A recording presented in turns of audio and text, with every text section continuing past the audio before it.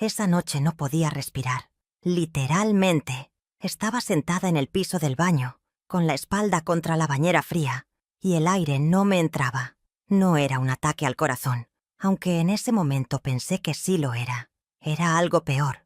Era el momento exacto en que entendí que el hombre con el que había dormido durante 22 años ya no estaba, y que yo, a mis 54 años, me había quedado completamente sola en un mundo que no sabía cómo recibirme.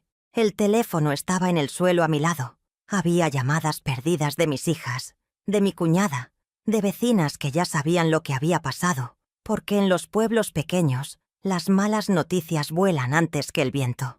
No contesté ninguna, solo me quedé ahí, en ese piso de cerámica blanca que Rodrigo y yo habíamos escogido juntos, en una ferretería un martes cualquiera, hace 12 años, y pensé que nunca más iba a levantarme, no porque quisiera morirme, sino porque no tenía la menor idea de cómo se vivía sin él.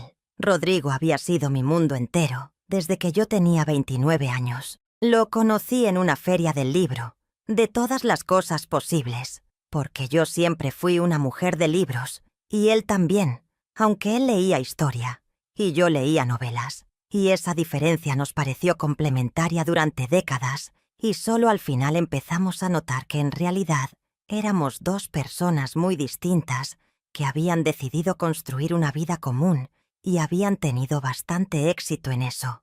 No fue un matrimonio de película, fue un matrimonio real, con años buenos y años difíciles, con épocas en que nos amábamos profundamente y épocas en que nos soportábamos con cariño, que también es una forma de amor, aunque nadie lo diga en las canciones. Tuvimos 2 hijas, Valentina y Camila. Tuvimos una casa. Tuvimos una rutina que a veces me ahogaba y que ahora, sin ella, extraño con una intensidad que no soy capaz de describir. Rodrigo murió de un infarto masivo un jueves por la mañana mientras desayunaba.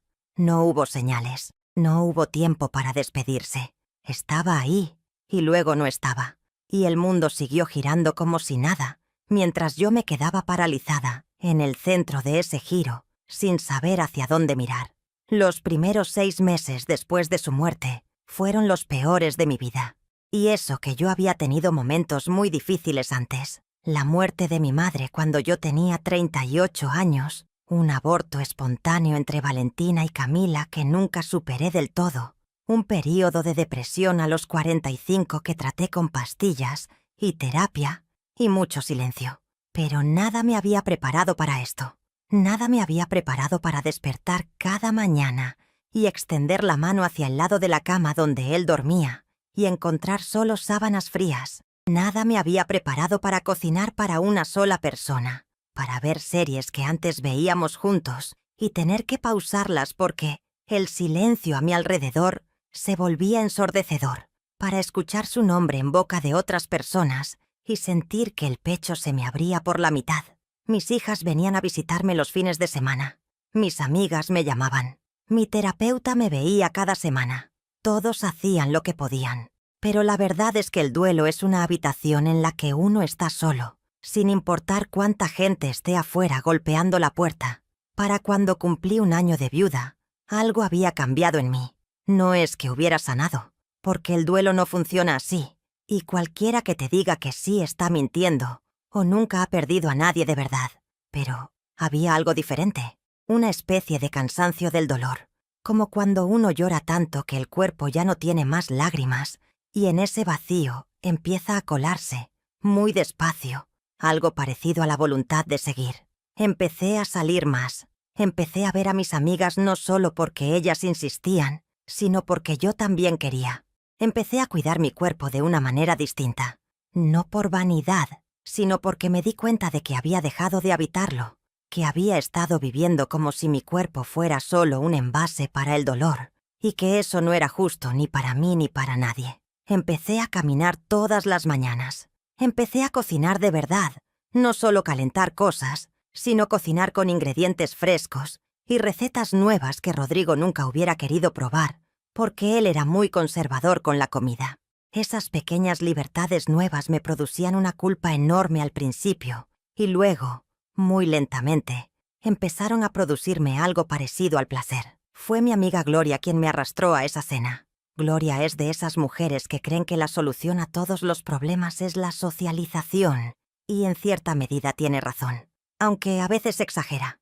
Me llamó un viernes por la tarde para decirme que una amiga suya organizaba una cena en su casa, que iba a ser gente interesante, que no era una cena de parejas, sino una reunión mixta de personas solas y acompañadas, y que yo necesitaba salir de esa casa que según ella me estaba convirtiendo en fantasma.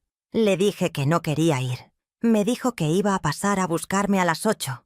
Colgó antes de que yo pudiera protestar más. Así es Gloria. Por eso la quiero. Me puse un vestido azul oscuro que no me había puesto desde antes de que Rodrigo muriera. Me miré en el espejo y me sorprendí. No porque estuviera especialmente bien, sino porque me había olvidado de que yo existía como mujer, como persona con un cuerpo y una presencia, no solo como viuda y madre, y figura de duelo. Me puse un poco de maquillaje. No mucho, solo lo suficiente para sentir que me había esforzado. Cuando Gloria llegó me miró, y me dijo que estaba guapa, y yo le dije que estaba siendo amable. Y ella me dijo que no, que de verdad estaba guapa. Y me di cuenta de que hacía mucho tiempo que nadie me decía eso, y que lo había extrañado más de lo que me había permitido admitir.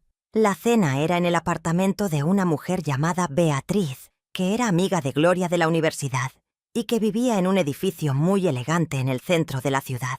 Cuando llegamos ya había como 12 personas ahí, tomando vino y hablando con esa facilidad que tienen las personas que se conocen bien, y que a mí siempre me ha parecido un poco intimidante. Gloria me presentó a varias personas cuyos nombres olvidé inmediatamente porque estaba demasiado ocupada tratando de no parecer lo que era una mujer que llevaba más de un año sin ir a una cena social y que se sentía completamente fuera de lugar.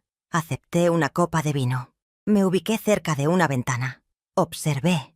Él estaba en el otro extremo de la sala. No lo vi inmediatamente. Lo noté. Esa es la diferencia. Notar a alguien no es lo mismo que verlo. Verlo es un acto físico. Notarlo es algo que sucede antes de que uno sea consciente de estarlo haciendo. Una especie de antena que se activa sin permiso.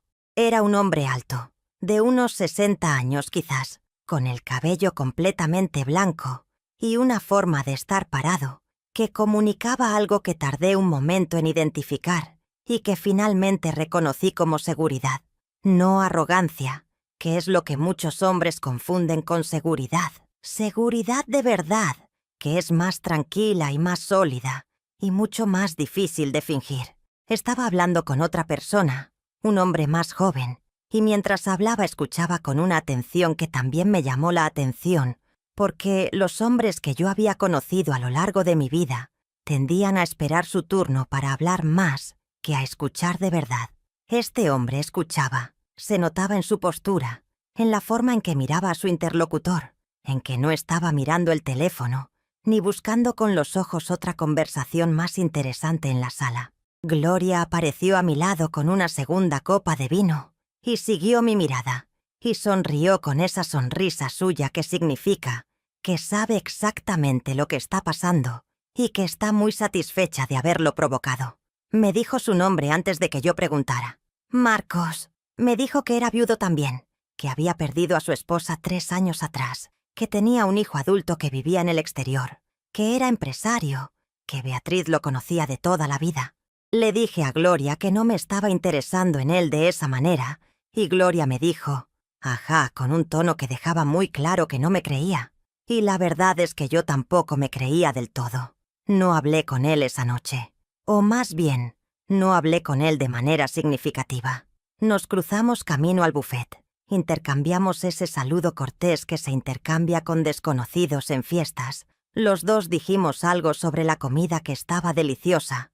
Los dos nos reímos de algo que ya no recuerdo. Fue un momento de 30 segundos que no debería haber significado nada, y que sin embargo me quedó dando vueltas en la cabeza durante días. No porque hubiera pasado algo especial, sino porque yo hacía más de un año que no me reía con un desconocido, que no sentía esa chispa pequeña e inocente de encontrar a alguien interesante. Y la presencia de esa chispa me asustó tanto como me alegró, porque implicaba que yo seguía siendo una persona capaz de sentir ese tipo de cosas, y eso abría puertas que yo no estaba segura de querer abrir todavía. 3 semanas después, Gloria me dijo que Marcos había preguntado por mí.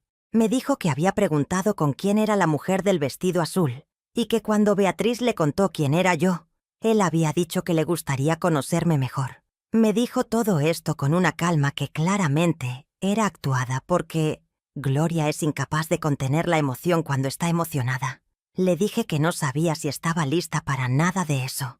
Me dijo que nadie le estaba pidiendo que me casara de nuevo, que solo era un café o una comida, que conocer personas nuevas no era una traición a nadie. Esa palabra, traición, me golpeó en un lugar que todavía estaba muy tierno, porque era exactamente la palabra que yo había estado usando conmigo misma, sin decirla en voz alta. Y el hecho de que Gloria la nombrara tan directamente hizo que me diera cuenta de cuánto peso le había estado dando a algo que quizás no lo merecía tanto.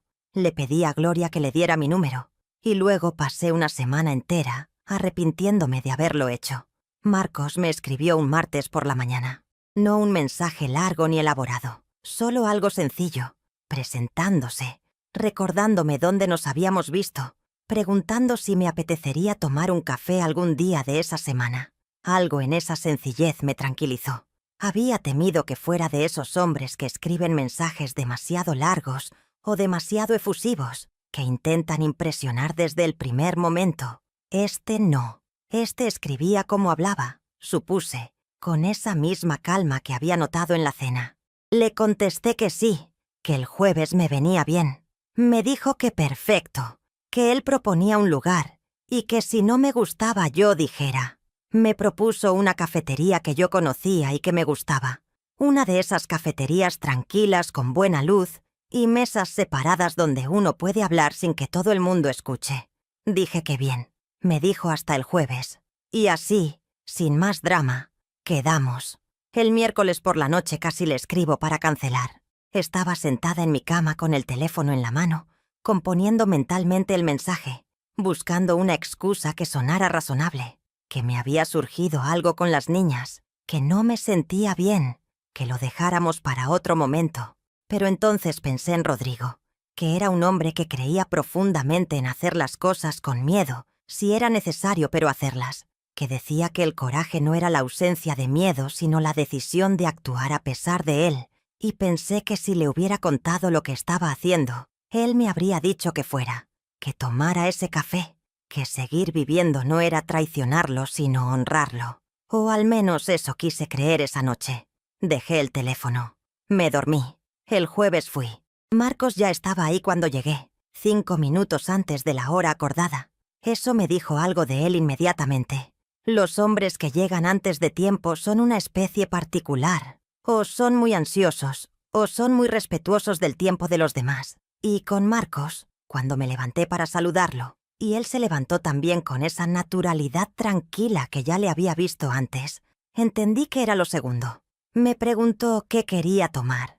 Pedimos café los dos. Hubo un momento breve de ese silencio inicial que siempre hay cuando dos personas que casi no se conocen se sientan frente a frente y ambas están midiendo el terreno. Y luego él dijo algo que me hizo reír y el silencio se fue y ya no volvió. Hablamos durante casi 3 horas. No fue una conversación de primer encuentro, de esas donde uno presenta su versión más editada y más presentable de sí mismo. Fue una conversación real, de esas que solo pasan cuando hay algo genuino entre dos personas, cuando el otro te interesa de verdad y tú le interesas a él de verdad, y ambos lo sienten, y por eso se atreven a ir más profundo de lo habitual. Hablamos de nuestros muertos, que es algo que la gente evita hacer en estos contextos, pero que a los dos nos pareció lo más natural del mundo. Él me habló de su esposa, Carmen, de cómo había muerto de un cáncer de páncreas que la diagnosticaron en etapa 4 y que se la llevó en 7 meses. Me habló de esos 7 meses con una honestidad que me conmovió, sin romantizar el sufrimiento pero tampoco negándolo, con esa especie de serenidad que solo da haber atravesado algo muy oscuro y haber encontrado el camino de salida. Yo le hablé de Rodrigo, le hablé del infarto repentino, de no haber podido despedirme, de la brutalidad de esa ausencia sin preparación. Él escuchó de la misma manera en que lo había visto escuchar en la cena, con toda su atención, sin prisa, sin intentar resolver nada, ni decir las cosas equivocadas que la gente dice cuando no sabe cómo acompañar el dolor ajeno. Solo escuchó. Y eso, después de un año de personas que no sabían cómo estar con mi dolor, fue uno de los regalos más grandes que alguien me había dado en mucho tiempo. Cuando salimos de la cafetería me dijo que había sido un placer y que si yo quería, le encantaría repetirlo. Le dije que a mí también me había gustado mucho. Me dio un beso en la mejilla, de esos besos corteses y sin pretensiones, y cada uno se fue por su lado.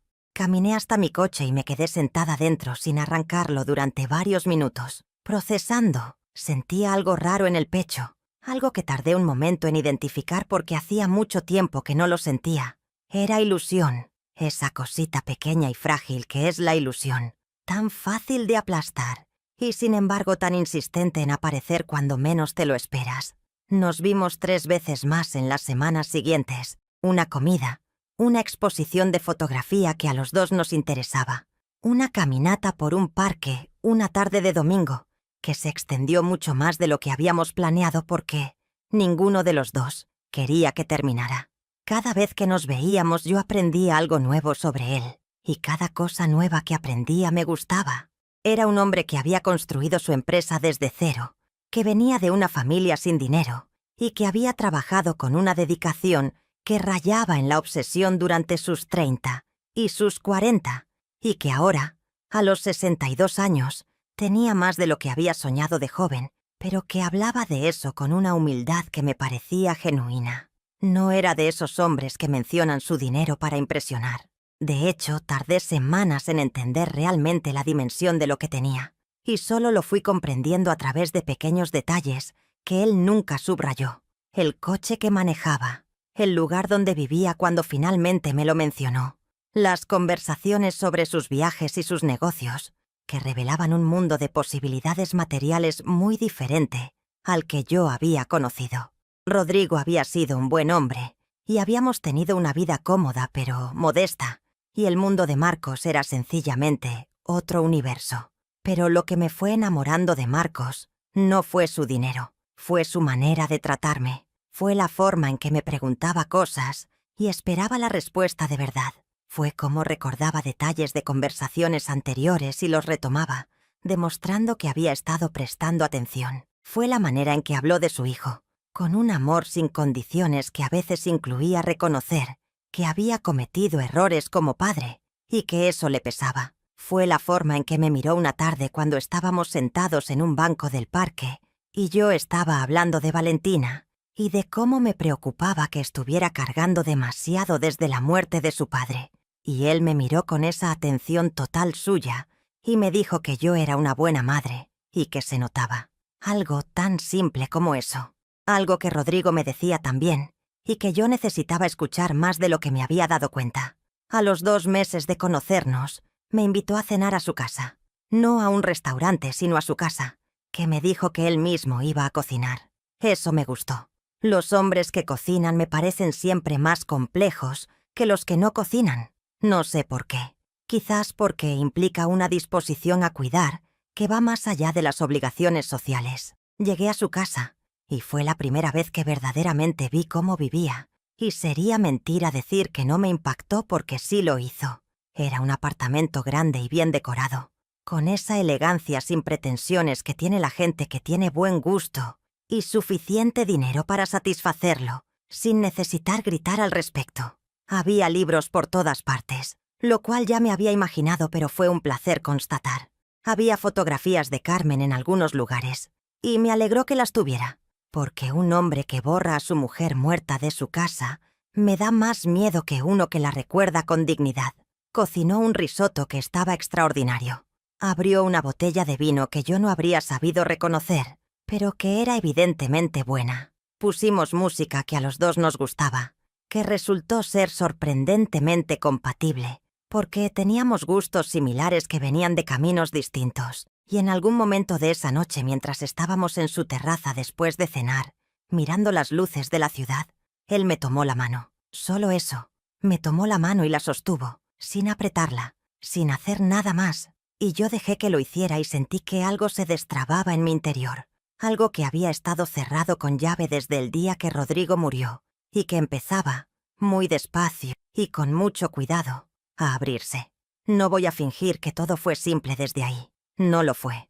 Hubo noches en que me despertaba a las 3 de la mañana con un peso en el pecho, que no era solo tristeza por Rodrigo, sino también miedo. Un miedo muy específico que tenía que ver con volver a querer a alguien, con la vulnerabilidad absurda e inevitable que implica abrirle el corazón a otra persona, sabiendo lo que puede pasar, sabiendo que las personas se van y que irse duele. Hubo una noche que llamé a Marcos a esa hora porque no podía dormir, y él contestó a la tercera llamada con una voz que no era de sueño, que era la voz de alguien que también estaba despierto, y hablamos durante 1 hora, sin decir nada demasiado importante, y eso fue suficiente. Esa capacidad de estar sin necesitar que todo sea significativo era una de las cosas que más me gustaban de él. Mis hijas reaccionaron de maneras distintas. Valentina, que siempre fue la más práctica de las dos, tardó menos en aceptarlo. Cuando se lo conté se quedó callada un momento, y luego me preguntó si era feliz, y cuando le dije que creía que sí, me dijo que eso era lo único que importaba, y que quería conocerlo cuando yo estuviera lista. Camila fue más difícil. Camila tiene una relación con la memoria de su padre que es muy intensa y muy hermosa, pero que a veces se convierte en un muro. Y cuando le conté de Marcos, se puso muy seria y me preguntó cosas que dolían, aunque yo entendía por qué las preguntaba. ¿Cuánto tiempo había pasado? Si lo conocía bien, si no era demasiado pronto, si estaba segura de que no me estaba aferrando a alguien solo para no estar sola. Esas preguntas me las había hecho yo misma también, así que no me molestó que ella las hiciera, aunque sí me dolió la implicación de que, quizás, yo no estaba siendo honesta conmigo misma. Esa noche, después de hablar con Camila, me senté a pensar en serio en esas preguntas, y llegué a la conclusión de que no me estaba aferrando a Marcos por desesperación, que me gustaba él específicamente, no la idea de él ni el consuelo que podría representar. Que cuando estaba con él me sentía vista y escuchada y respetada, y que eso no era poca cosa para ninguna mujer de ninguna edad. Marcos conoció a mis hijas 5 meses después de que nos conociéramos. Propuso él mismo que fuéramos despacio en eso, que esperáramos hasta que yo sintiera que el momento era el correcto, y ese respeto a mi ritmo fue una de las cosas que más me convenció de que era un hombre con quien valía la pena arriesgarse. La cena fue en mi casa, que era territorio mío, y eso me hacía sentir más segura. Marcos llegó con flores para mí y con un libro para cada una de mis hijas que había elegido, sabiendo qué tipo de lectoras eran, por lo que yo le había contado sobre ellas. Ese gesto me llegó muy adentro. No era un hombre tratando de comprar afecto, era un hombre que había prestado atención y que estaba demostrándolo de una manera que no requería dinero, sino cuidado. Valentina lo recibió con la apertura que la caracteriza. Camila estuvo más reservada toda la noche, pero al final, cuando Marcos y ella terminaron hablando solos en un rincón de la sala durante media hora sobre no sé qué tema de historia latinoamericana que a los dos les apasionaba, vi que algo en ella se relajaba un poco, y eso fue suficiente por esa noche. Lo que pasó después fue como esos ríos que empiezan siendo cautelosos y van ganando corriente sin que uno pueda señalar el momento exacto en que el caudal aumentó. Marcos y yo nos volvimos parte de la vida del otro, de manera gradual y luego de manera inevitable. Empezamos a pasar más noches juntos. Empezamos a hacer planes con semanas de anticipación, algo que al principio me costaba, porque planear futuro me daba vértigo. Me parecía demasiado presuntuoso sobre lo que iba a pasar, y él lo notó, y lo nombró, y me dijo que entendía eso perfectamente, que él también había pasado por esa fase en que el futuro le parecía una promesa peligrosa, y que lo que había aprendido era que la única manera de salir de ahí era haciendo las promesas de todas formas y confiando en que valía la pena hacerlas, aunque implicaran un riesgo. Eso me ayudó más de lo que él sabe. Un día, casi 8 meses después de la primera cena en su casa, me propuso que nos fuéramos juntos de viaje. No una escapada de fin de semana, sino un viaje de verdad, 2 semanas en un lugar que a los dos nos gustara. Me propuso que eligiéramos juntos el destino. Pasamos una tarde entera mirando mapas y hablando de lugares que habíamos querido conocer, de ciudades que nos habían contado y que habíamos anotado mentalmente para algún día que nunca había llegado. Y en esa tarde entendí algo que no había entendido del todo hasta entonces, que Marcos no me estaba ofreciendo solo su compañía o su afecto. Me estaba ofreciendo una vida que podría ser grande y rica y llena de experiencias que yo nunca hubiera tenido acceso sola. No porque yo dependiera de él para tenerlas, sino porque él quería compartirlas conmigo. Y esa diferencia es fundamental, aunque sea sutil. Fuimos a Portugal, 2 semanas en Lisboa, y en el Alentejo, y en el Douro, en hoteles que eran los más bonitos en que yo había dormido en mi vida, comiendo en restaurantes donde el servicio era de una delicadeza que me hacía sentir importante, no por el dinero, sino por la atención, por esa sensación de que cada detalle había sido pensado para que la experiencia fuera perfecta. Marcos era el mejor compañero de viaje que uno podía desear. Curioso, flexible, dispuesto a cambiar el plan si algo más interesante aparecía, con una energía para caminar y explorar que yo no esperaba de un hombre de su edad, aunque inmediatamente me di cuenta de que ese pensamiento era injusto porque yo tampoco tenía poca energía. Caminamos durante horas por Lisboa. Nos perdimos en callejones que terminaban en miradores inesperados. Comimos pasteles de nata sentados en escaleras porque no encontramos mesa en ningún café. Bebimos vino verde una tarde en un pueblito del Douro mirando el río, sin hablar, sin necesitar hablar, en ese silencio cómodo que solo existe entre personas que ya saben que están bien juntas. Fue en Portugal, una noche en Lisboa, cenando en un restaurante pequeño en el Alfama, con fado en vivo y velas en las mesas, y ese ambiente que tiene Lisboa de melancolía hermosa, que no aplasta sino que eleva. Fue ahí que Marcos me dijo que me quería. Lo dijo sin dramatismo, sin preparativos, en el medio de una conversación sobre algo completamente diferente, simplemente porque llegó el momento, y lo dijo. Y yo me quedé callada un segundo, solo un segundo, y luego le dije que yo también lo quería. Y era verdad, era completamente verdad, y me alegré de haberla dicho. Cuando volvimos del viaje algo había cambiado entre nosotros, no de manera dramática, sino de esa manera tranquila en que cambian las cosas cuando se vuelven más serias, cuando dejan de ser una posibilidad y se convierten en una realidad con peso y presencia. Marcos empezó a hablar más del futuro, no de manera presionante sino natural, como si el futuro fuera algo que existía y que nos incluía a los dos y que era razonable nombrarlo.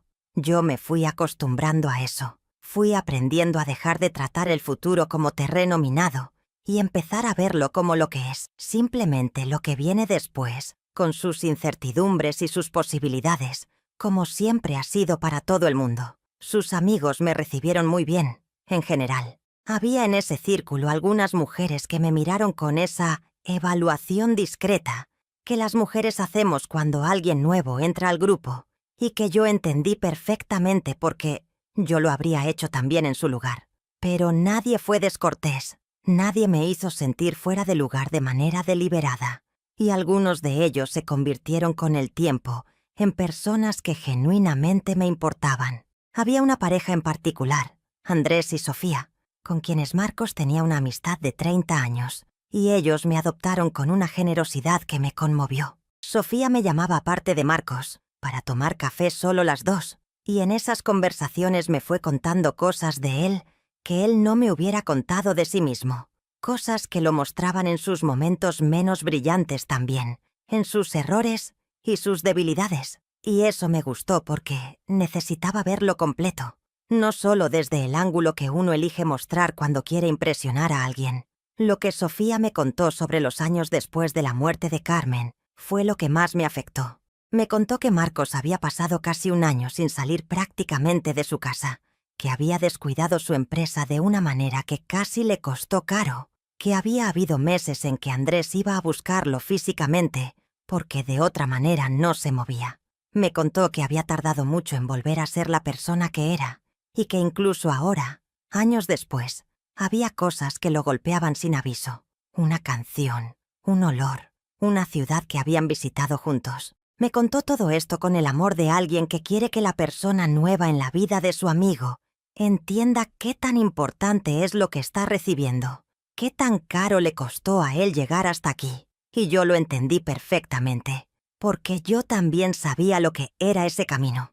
Un año después de conocernos, Marcos me pidió que nos fuéramos a vivir juntos. Lo habló conmigo de una manera muy directa y muy seria, sentados en mi sala, sin romanticismos innecesarios, pero con una ternura que me llegó profundo. Me dijo que no quería presionarme, que si necesitaba más tiempo lo había, que había esperado toda su vida para encontrar a alguien con quien quisiera pasar la siguiente etapa y que podía esperar lo que hiciera falta, pero que quería que yo supiera que eso era lo que él quería, que no era solo compañía lo que buscaba, sino una vida compartida de verdad.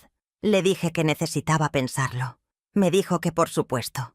Me tomó la mano de esa manera suya y no dijo más. Pensé durante 2 semanas. Hablé con mis hijas, que para ese entonces ambas habían llegado a un lugar de aceptación con respecto a Marcos, aunque Camila todavía tenía sus reservas que yo respetaba. Hablé con mi terapeuta, que me ayudó a separar el miedo legítimo de la resistencia irracional, que me ayudó a entender que yo podía tomar esta decisión, honrando a Rodrigo al mismo tiempo que me abría a esta nueva vida, que esas 2 cosas no se cancelaban la una a la otra, sino que podían coexistir con dignidad. Hablé conmigo misma, que es la conversación más difícil y la más necesaria. Me pregunté qué quería yo, no qué debería querer, ni qué sería razonable querer, sino qué quería de verdad. Y la respuesta fue que quería a Marcos, que quería esa vida, que estaba asustada pero que el miedo no era una razón suficiente para decir que no a algo que podría ser muy bueno. Le dije que sí. La decisión de qué hacer con mi casa fue la más difícil de todo el proceso. Era la casa donde había vivido con Rodrigo, donde habíamos criado a nuestras hijas, donde estaban grabadas en las paredes y en los pisos y en la luz de ciertas tardes todas las capas de nuestra vida juntos. Venderla me parecía una traición, pero quedarme en ella también era una especie de traición, a mí misma esta vez, a la posibilidad de una vida nueva que merecía su propio espacio. Al final tomé la decisión de no venderla, sino alquilarla por ahora, de dejarla en suspenso mientras yo veía cómo me iba en esta nueva vida. Y esa solución intermedia me pareció honesta.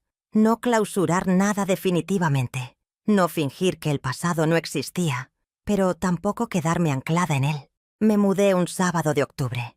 Mis hijas vinieron a ayudarme con las cajas, Valentina con su practicidad de siempre, y Camila con una emoción contenida que en algún momento de la tarde se convirtió en llanto, y luego en abrazo, y luego en algo que se parecía a la paz. Marcos no estuvo ese día porque habíamos decidido los 2 que ese día era mío, que necesitaba cerrar ese capítulo con las personas que habían estado en él, y que el nuevo capítulo podría empezar al día siguiente. Llegué a su casa, a nuestra casa ahora, ya de noche, con las últimas cajas y el cansancio de un día largo y emocionalmente agotador, y él me recibió con la cena puesta y las velas encendidas, y sin hacer preguntas, solo me dio espacio para acomodarme, para respirar, para llegar. Esa noche, ya en la cama, en la oscuridad, escuché su respiración pausada a mi lado y pensé en todas las noches que había pasado sola después de que Rodrigo muriera,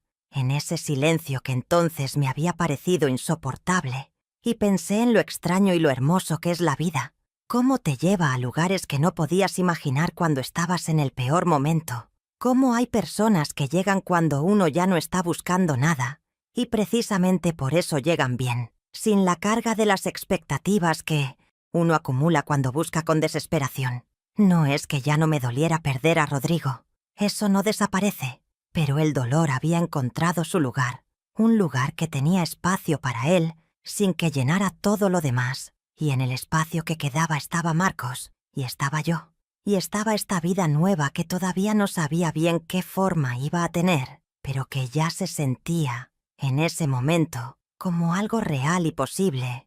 Y bueno, hay cosas que nadie te cuenta sobre empezar de nuevo a los 54 años. Nadie te cuenta que es más difícil que a los 20, pero también más rico. porque uno llega con más capas y más historia y más capacidad para distinguir lo importante de lo que no lo es. Nadie te cuenta que el miedo no desaparece, sino que uno aprende a cargarlo de manera diferente, que deja de ser un obstáculo y se convierte en compañero de viaje, algo que está ahí, pero que no tiene derecho a tomar todas las decisiones. Nadie te cuenta que amar de nuevo no borra lo anterior, sino que se construye sobre ello, que Rodrigo sigue siendo parte de lo que soy, y que eso no le resta nada a Marcos, sino que me hace ser con él una mujer más completa, más honesta, más capaz de apreciar lo que tengo porque sé lo que es perderlo. Nadie te cuenta que la versión de ti misma que emerge del duelo, si la cuidas y la escuchas y le das tiempo, es una versión más clara, más sabia sobre lo que quiere y lo que no quiere, más difícil de convencer con cosas que no merecen su tiempo. Hay una tarde que recuerdo con especial claridad. Fue unos meses después de que me mudé.